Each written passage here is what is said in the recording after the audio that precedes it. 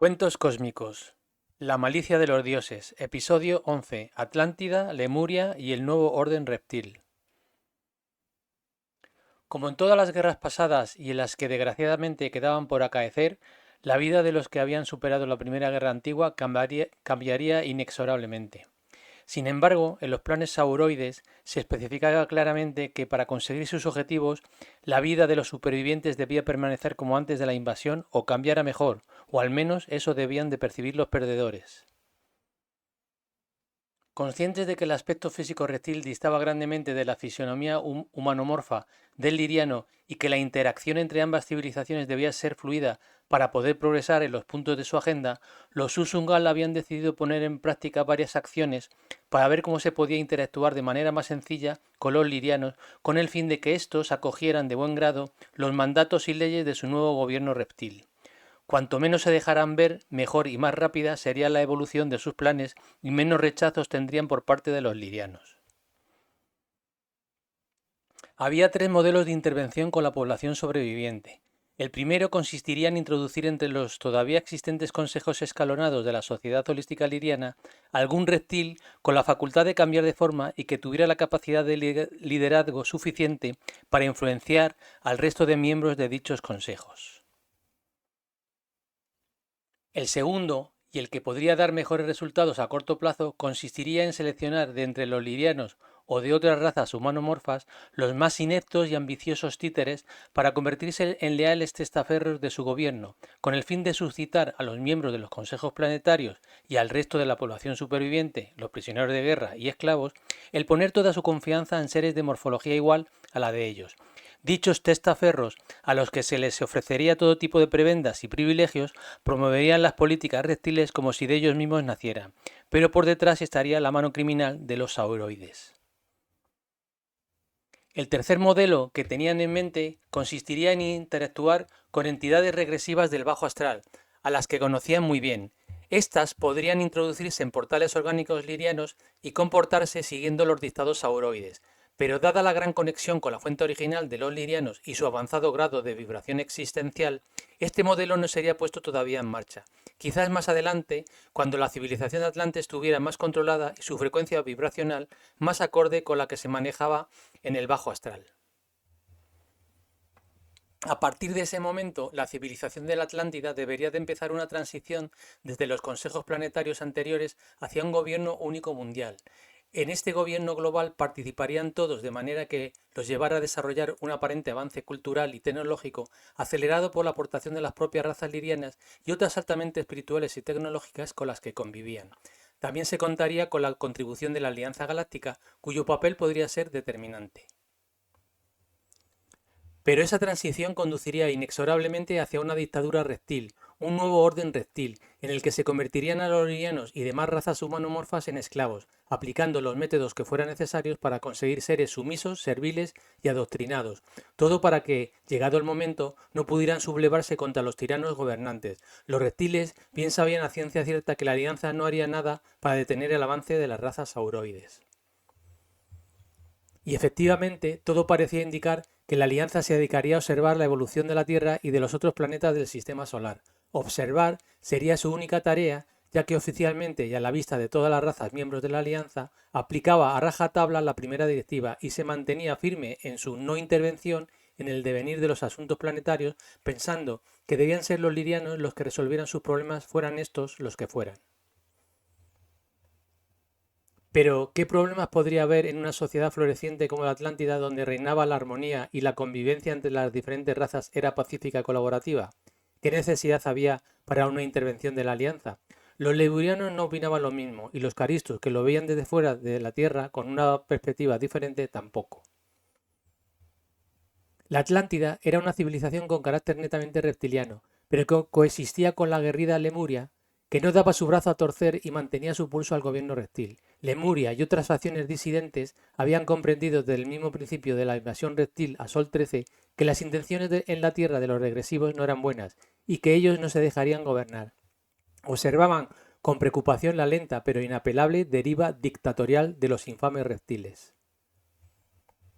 Los lemurianos no se dejaban arrullar por los cantos de sirena que proporcionaba el buen ambiente existente en la civilización liriana atlante, que poco a poco era conducida a una placentera condición de bienestar y progreso que adormecía y abotargaba las mentes más brillantes de la civilización. Lemuria intentaba informar a la Alianza de lo que estaban observando, pero el control sauroide sobre las comunicaciones era muy fuerte y no permitía que salieran de la Tierra. Cuando lograban esquivar dichos controles y llegaban a contactar con la Alianza, ésta daba largas, con excusas de que la Atlántida se había convertido, tras la guerra, en una civilización floreciente y que por tanto no era necesaria la intervención, aparte de que la primera directiva no les permitía hacerlo. Los atlantes podrían resolver sus presuntos problemas con el tiempo. A pesar del colorido y la facilidad que los reptiles habían dado a la vida de los lirianos en la Atlántida, para todos aquellos que no habían caído en la trampa y se dieran cuenta en qué consistiría su vida con el paso del tiempo y no admitieran el control usungal, el único refugio que les quedaba para escapar de las garras reptiles se encontraba en Lemuria, cuya civilización furtiva no dejaría de luchar para echar a los saurios del planeta y del sistema solar. Mientras tanto, los avances en todas las ramas del saber y de la ciencia eran abrumadores, aunque el gobierno reptil tenía bajo control todo lo que se desarrollaba o inventaba, particularmente los campos de la metafísica y de la genética. Y estaban interesados en saber por qué las razas regresivas tenían tan poca conexión con la fuente y por qué su poder de creación era tan escaso y, sin embargo, las razas lirianas eran tan prominentes en eso.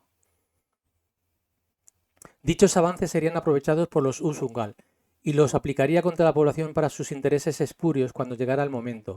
Esa era la razón principal por la que los gobernantes reptiles habían sido tan magnánimos al querer establecer una sociedad en la que cupieran todos y funcionara de manera armoniosa e inclusiva.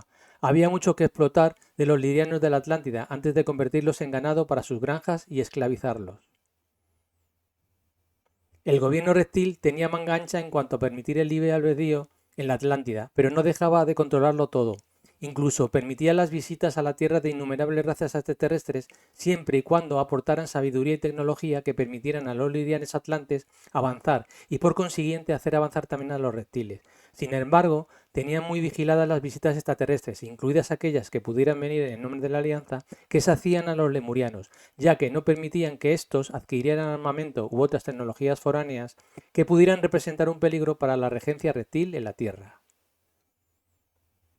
Lo que no entendía muy bien los lemurianos era por qué la Alianza se parapeteaba en la primera directiva y no quería darse cuenta del juego sucio de los reptiles gobernantes de la Tierra, y había hecho algo para parar su estratagema. Los lemurianos, que conocían perfectamente la primera directiva que aplicaba a rajatabla a la Alianza, se quejaban amargamente de la pasividad de la misma. No era cuestión de no interferir en los asuntos de una civilización menos avanzada en vía de desarrollo, era cuestión de interrumpir la intervención directa de una raza regresiva cuyos objetivos últimos eran la esclavización y el control del progreso y evolución de una civilización más positiva. Los Usungal, con la supervisión de los Draco y Naga, habían establecido su fortaleza en el continente de Apalacha, donde se concentraba la civilización liria-gaya con la mayoría de las diferentes razas lirianas allí existentes, y donde el control de la guerra había sido más exhaustivo por parte de los reptiles. Al sur del continente de Apalacha se encontraba una población muy grande de arturianos dieslentiples, y mucho más hacia el oriente había una fuerte concentración de andromedanos y celeanos. Sin embargo, la sede principal del gobierno reptiliano se situaba en una región intermedia, sí. La Atlántida era un bastión de sabiduría muy avanzado, pero bajo control exclusivamente reptiliano, y eso no podía ser nada bueno. Tanto la civilización atlante como la lemuriana seguían manteniendo aún después de la guerra tecnología avanzada que les permitía tener capacidad de navegación aérea, incluso navegación interplanetaria, con sus puertos espaciales, aunque estuviera muy controlada por los Draco y Naga cuyas naves espaciales patrullaban alrededor, no solo de la Tierra, sino del sistema solar completo. Y como antes de la guerra poseían generadores de energía punto cero en forma piramidal. A diferencia de las pirámides construidas por Lemuria, que utilizaban el agua como conductor de polaridad interna, las pirámides atlantes distribuidas por todo el planeta usaban mercurio rojo, refinado, para dar más potencia a dichos generadores. El mercurio era importado desde refinerías que se encontraban fuera del planeta y mayormente se situaban en las constelaciones de Orión y Draco, sede del Consejo de Orión. Con todo esto, los milenios transcurrían y se producían, con ayuda de los lirianos y otras razas, los avances científicos y tecnológicos necesarios para permitir a los Usungal aplicar dichos avances contra los propios lirianos que hasta ese momento habían disfrutado de una paz relativa en una convivencia armoniosa con otras razas y con los propios reptiles, que se habían dejado ver poco, aunque hubieran aplicado mano dura sobre algunos aspectos de su gobernanza. Sin embargo, había llegado el momento de subyugar a la raza liriana y esclavizarla para el aprovechamiento máximo de sus capacidades energéticas. Había que establecer de facto la granja que los reptiles habían ideado miles de años atrás, pero los lemurianos se oponían cada vez con más fuerza a los regresivos y ponían en peligro la estabilidad del gobierno sauroide. Sabiéndose en inferioridad numérica en comparación con los lirianos, había que poner en marcha medidas más drásticas para sortear el peligro y dar un mensaje potente a las facciones disidentes. Fin del episodio, nos vemos en el siguiente episodio, episodio 12, la Atlántida, el Jardín del Edén.